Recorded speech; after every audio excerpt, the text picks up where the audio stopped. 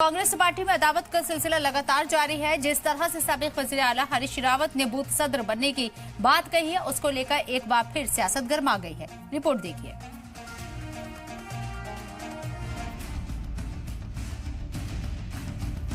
(2027) के असेंबली चुनाव में जुटी कांग्रेस पार्टी की मुश्किलें कम होने का नाम नहीं ले रही।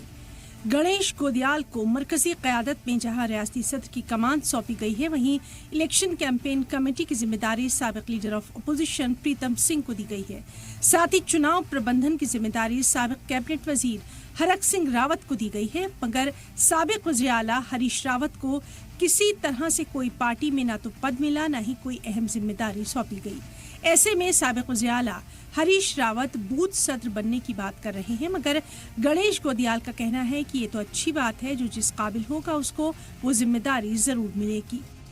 मैं इसको इस रूप में देखता हूँ, हरीश रावत जी हमारे सबसे बड़े नेता हैं, और अगर एक सबसे बड़ा नेता ये प्रतिबद्धता जाहिर करता है कि मैं बूथ अध्यक्ष भी बन सकता हूँ, तो ये कार्यकर्ताओं को एक जागृत करने के लिए, कार्यकर्ताओं में जोश भरने के लिए और उनको अपने कर्तव्य के प्रति सजग करने का एक प्रयास है, जिसको संकेतों के रूप में जाना जाना चाहिए, स्वीकार किया जाना चाहिए।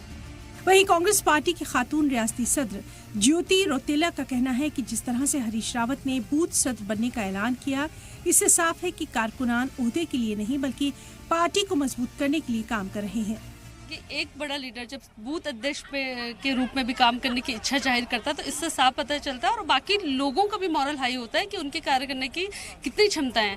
मैं खुद धर्मपुर विधानसभा से चुनाव की तैयारी कर रही हूँ। मैं चाहती हूँ कि माननीय पूर्व मुख्यमंत्री हरीश रावत जी मुझे भी अपना आशीर्वाद दें। उनकी जैसी बेटी अनुपमा है, वैसे ज्योति रौतेला उनकी बेटी है, और बड़ा संघर्ष मेरा कांग्रेस पार्टी में है, और मैं जरूर ये उम्मीद रखती हूँ कि हरीश रावत जी धर्मपुर विधानसभा में मेरे ऊपर अपना आशीर्वाद रखेंगे। साबिक वज़ीर आला हरीश रावत के बूथ सदर बनने के बयान पर बीजेपी ने भी अपने अंदाज में चुटकी ली।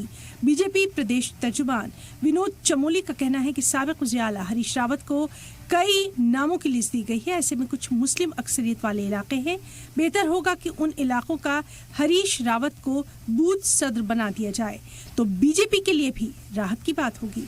देखो, उनका पसंदीदा क्षेत्र वो है जहाँ मुस्लिम ज्यादा रहते हैं, क्योंकि उनको मुल्ला हरीश रावत भी कहा गया, पहले भी आपने देखा है, और मैंने ये भी कहा है कि कांग्रेस आज मुस्लिम लीग कांग्रेस बन चुकी है, तो जो उनका पसंदीदा क्षेत्र है आज़ाद कॉलोनी, जहाँ पर मुस्लिम बहुत बड़ी संख्या में है, वहाँ पर कुछ बूथ है मेरे पास, तो बूथ के हमारे कार्यकर्ता नहीं मिल पा रहे हैं, क्योंकि मुस्लिम से काफ़ी दिक्कत होती है हमको तय करने में।